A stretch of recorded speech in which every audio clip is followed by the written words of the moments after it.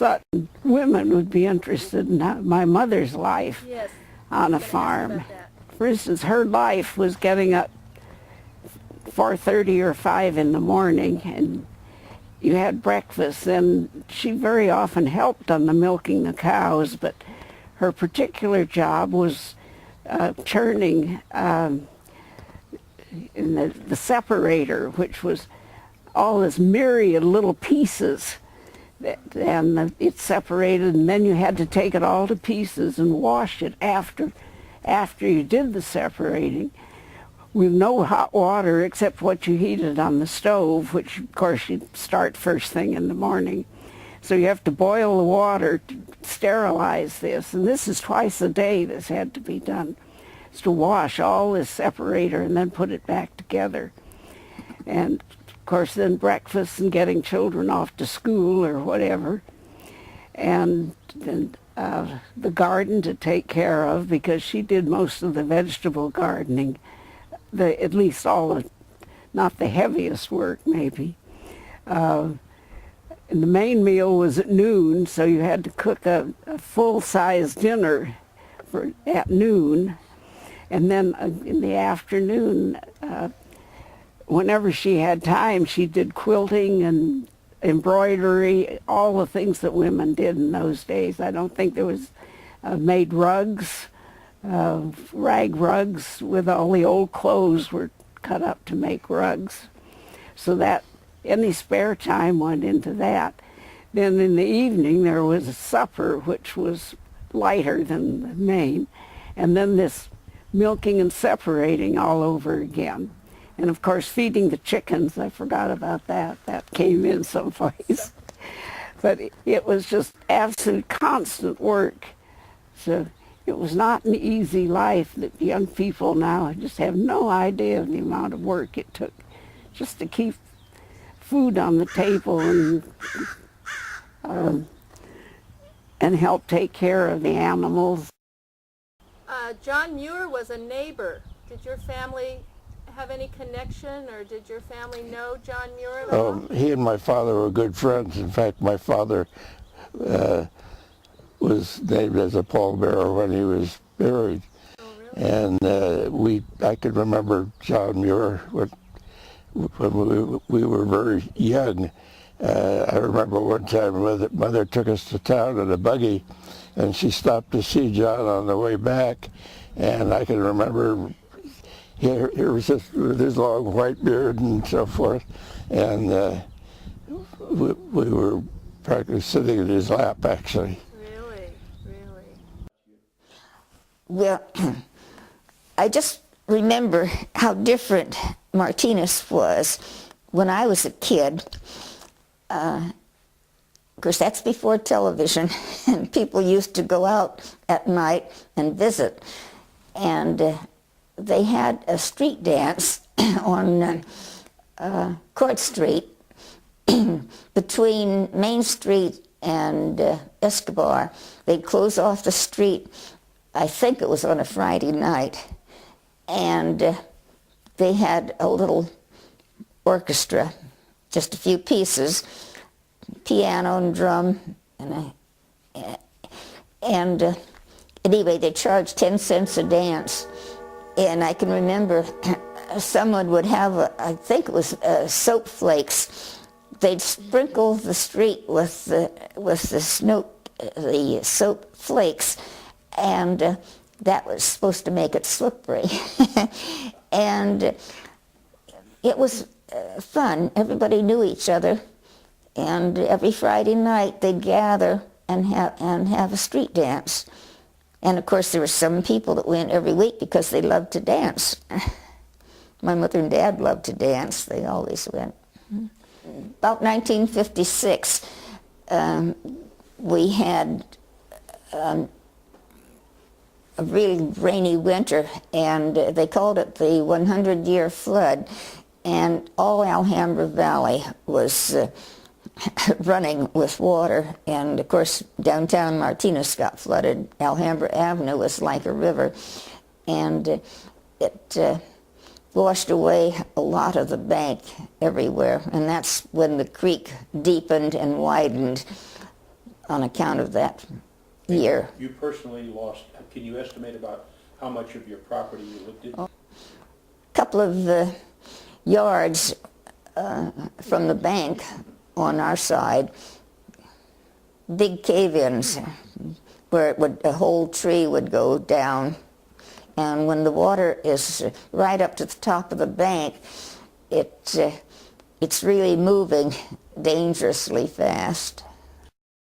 I lived on Istadilla Street. I think it was the 1300 block of Istadilla Street. And the house that we rented, our backyard was Alhambra Creek. So I'm an old creeker man. You lived in a lot. And spent a lot of time down there hunting for frogs when I was a young kid, and going up and down there with my slingshot hunting.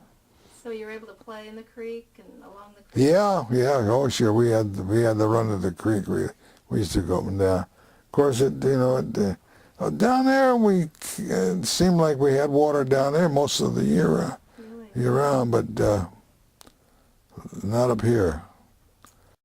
We've heard all kinds of rumors about that creek. They were gonna tunnel that creek. They were gonna tunnel the creek from right here all the way down to the bay. They were gonna just no, they weren't. No, they weren't gonna. They weren't. They were gonna go down Alhambra Avenue with a creek at one time, and cement it in. Cement it in, and just do away with this part of the creek right from here. I think it was from this, pretty close to this area here, run it down. But no, Did you think that was a good idea, or? Did I think it was a good idea? Not really. I like the Alhambra Creek just like it is. A good majority of the kids that lived down in that area, all their dads were fishermen. Yeah, it was good. They'd bring, during salmon season, I can remember, and during shad season, they'd catch fish like you wouldn't believe, and they'd bring them in, and I used to go down the wharf and watch them bring them in. They'd go out at night and string the nets, and then come to school the next morning. And they'd fish during the night and go to the morning. They'd sleep out there in the boats, because those little boats, I don't know, did you ever seen one of those little boats? They were really pretty handy little boats. You could cook in there, you could sleep in there, and not comfortably, of course. But they would do it. They'd go out there and they'd string the nets out on a certain tide, either incoming tide, or outgoing tide, which I never figured out. And they would lay their nets out there and lay them out there for a few hours, and then they would bring them up. And it was all by hand. This is all handwork, bringing them in. And I can remember some of these kids had arms a lot more like this, and it was time to climb the rope, a big 2-inch rope in gym class, and those guys would be like monkeys. They'd go right up. Most of us would shimmy up that tree, up that rope together. But those kids, they were hand over hand going over. And now I'm thinking about it, that's where they got their arms, was pulling those nets, yeah. These fishermen, they fish, the gill net fishing, as many of you may know, the gill net, what happens is the fish, the salmon, the shad, they go through the net, and then they come back to try to they can't back out, they get caught by the gills, hence gill net. And they did that from like the late 1800s into the 50s, and I remember going down there with my dad, seeing them unload tremendous amounts of fish. Man, it was incredible. But with regard to that, was a real sad chapter. They finally closed the river in 1957, and what happened was the fishermen and their families and friends fought it year after year after year, long and hard. And I remember them coming around with the petitions to be signed to prevent the closing of the river. But finally in 1957 it was closed. And so then they still had the Alaska fishing, but a lot of them would have to go to work at the refineries or get other jobs or retire, because that avenue of income was terminated. But a sad chapter for the Italians, also the Japanese, Americans, and other groups was during World War II, many Martinez Italians were not yet United States citizens, were taken away and detained for a while, even though many of them had several children serving in the United States Armed Services. And I remember, like the Pachani family, gosh, all the boys and the girl, they were all in the service. But it was really a sad chapter when these people were taken away and detained. And you remember when the Toriyamas were sent to a relocation center? Oh, that was terrible. Tell us about that. Do you know of any other? Well, George Toriyama was in my class, so I knew him very well. We had pictures of him with me when we were in the first grade. So we went from first grade through 12th grade together in Martinez. And the first thing they did after, I'll never forget this, World War II. I or II, what was I think it was two. Two. They sent the Toriyamas off to some place in the country up near Tahoe. Where would that have been? Tule Lake? Tule Lake. Sent them up there, and all the Japanese and Martinez had to go up there. It was terrible. I can't believe Well, we what didn't. happened to their property when they went? Well, they let somebody else move into their homes. I remember Aki Toriyama telling me that somebody that came in wrecked everything in her house, and she was so upset about it. I still get upset when I think that I was living then and didn't try to do something.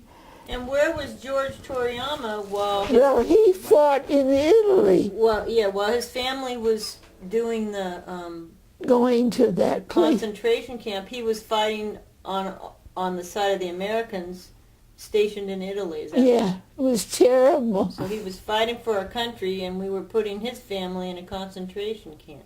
That was terrible. Yeah. I don't know what was the matter with our government then. Did you remember some of the whistle-stop tours through town that Eisenhower came through, Kennedy came through? Oh, that's right. They just whistled when he came through Martinez because it was the county seat. I remember President Eisenhower could not pronounce Martinez. Oh, And he called it Martinez. And everybody in the audience then laughed at him. So that was all he said. He was glad to be in Martinez. So that turned him off from all the other people. Probably didn't get many votes. No, I don't think so. Did you get it all down? Yes. Well, oh, it's recorded, Mom, and you get a copy. yeah, you'll be in the movies. You'll have a Oh, DVD. good. That's wonderful. Isn't that great? We can. So voice and picture. Isn't that good? Mm-hmm. It's all your memories that I And it's could. all for Martinez.